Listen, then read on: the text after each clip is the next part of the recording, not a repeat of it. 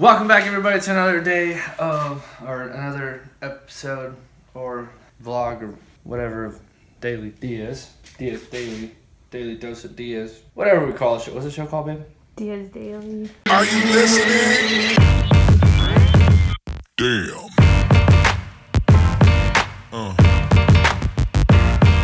Yeah.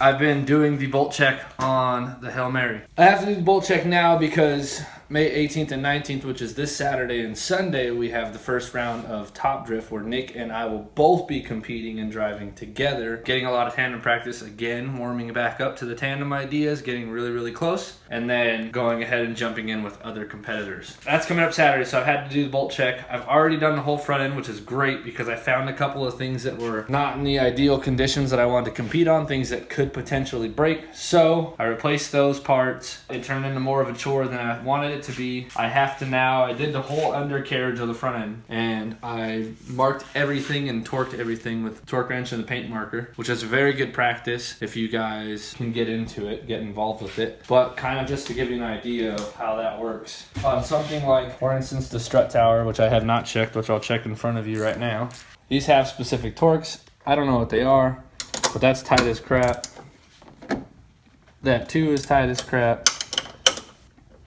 And this is also tight as crap. You can kind of get familiar with like the feeling of the way things are supposed to feel over time. It's a good idea to figure out torque specs, but in this case, I'm not too concerned about this top hat coming loose. What I would do now that I've torqued it is I would draw a line or create a seal of paint right where the threads meet the nut. If I can get this pen to make this little bridge of paint. And then what you can do, this is a stud, so this isn't a bolt. If this was a bolt, you wouldn't want to really mark it in this area here, because what could happen is the bolt and nut could walk and start to twist and do things. This would be a good seal area. You wouldn't want to mark down from the nut to the washer because the washer can spin and it's not necessarily coming loose, but there could be play in it. So in this case, this is a stud. I'm not too worried about this coming loose. If you're going to make the seal line on here, what you'd want to do is you'd take the paint from either blotting out this area here between the threads and the nut, and if you'd like to get a little bit more of a toweling, if it's doing anything, you can go down to the washer and then past the washer onto the strut. And what this does is now if this begins to spin and you can't really towel off the threads, the washer will walk away. But now it has a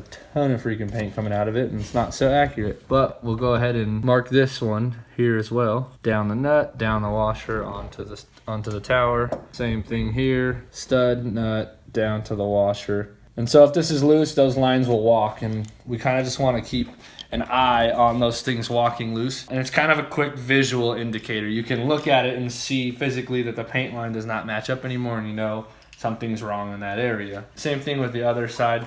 You would do the exact same thing. You want to check your stuff. I don't have to torque these because I kind of know the feeling of how tight they are, and these are really freaking tight because I just installed them not too long ago, which these are my BC coilovers that I showed you guys before, the ER series. So I'll go stud, nut, washer, strut tower, stud, nut, washer, strut tower, stud, nut, washer, strut tower, and then boom, I can see if any of those things decide that they're gonna walk. So I still need to go over the whole top end of the car. I did the undercarriage in the front of the car. I did the undercarriage in the rear of the car, which means axle bolts, rear subframe, which I found out one of the bolts was pretty loose and I was able to tighten that up. Rear trailing arms, which I found out a couple of those bolts were loose. And then while I was under, I also found out that the fuel lines had been snagged and pulled back, causing the metal 90s, meaning 90 degree, to kind of kink when I went to push the return line back into shape and realign all my lines and set my filter back where it needs to be. The return line got a little frail on the ends and it decided to crack, and now it's leaking. So that needs to be replaced. I also found that from all that stuff being pulled on, it kind of flexed the output on my fuel filter, this 90 bracket here, and this distance between the output on the fuel filter and the input on the fuel rail was kind of being stretched, and it was causing the 90 to be pulled over. And so Hannah's going tomorrow for me to G&J Aircraft Supply, which is out in Ontario, Rancho. I don't know. Point is, she's gonna get me the same exact line, just made an inch and a half longer. Then we're not stressing any of the fuel system stuff, which you don't want to happen. Fuel fires are real and they are scary, and bad things can happen. So you got to be careful. I have to finish nut and bolting the engine bay, make sure that's all good. I want to flush my radiator. I gotta change my oil. I also need to nut and bolt check the interior. So when I go through the interior of the car, what I'll be checking is like the quick release pickups. I can check these bolts here that are holding the dash up. Check the steering column bolts, the handbrake bolts, the shifter bolts, the lines on the e-brake that go to the rear. Could also check my seat, make sure my seat's all nice and tight, things like that. And all this is preventative maintenance. And this is something that we've had to apply because most of you guys know we've come into 2 races already now where preventative maintenance could have prevented a lot of bad things from happening, meaning us qualifying first and then things breaking and getting us out of the race, which is what happened to us last year at round 4 with a bolt on our angle kit, and what happened to us this year at round 1 because of axle bolts not being tightened down in a certain sequence, which we didn't know about and we learned afterward. The whole rear end is now bolt checked. I mounted my Hokkaidos with the 265 651 Accelras. Just so you guys know, you can get these at a discount with some free shipping if you use code Diaz08 on checkout. I highly recommend this tire. I want you guys to try it. You probably hear the name Accelera and think of like a cheaper tire. I challenge you to try this. They have return policies. You can look into all of it. But I challenge you to try this tire. They're very inexpensive relative to how good they are. You should try it. Let me know what you think. If you hate it, well, you suck. If you love it, I told you so. But I mounted the Heritage Hokkaidos because we're going into Top Drift, and you guys already know the wheel breakdown with these being the battle wheels for Top Drift because of the tire size we're allowed to run, and then the VSKFs, which are on the front, being the wheels for the Drift League because of the tire we have to run. But these are on here right now because I still have to mount tires onto my front Heritage Hokkaidos. These, again, being a light wheel and fairly inexpensive through Heritage. So check out Heritage as well, heritagewheels.com. They make these wheels, and they make my Canjos that are on my black car as well. So they make 3-piece wheels and my own walk wheels. And their sister company, 3-piece Wheels US, makes these remanufactured or resized or relipped and barreled custom Japanese wheels, which is pretty sick.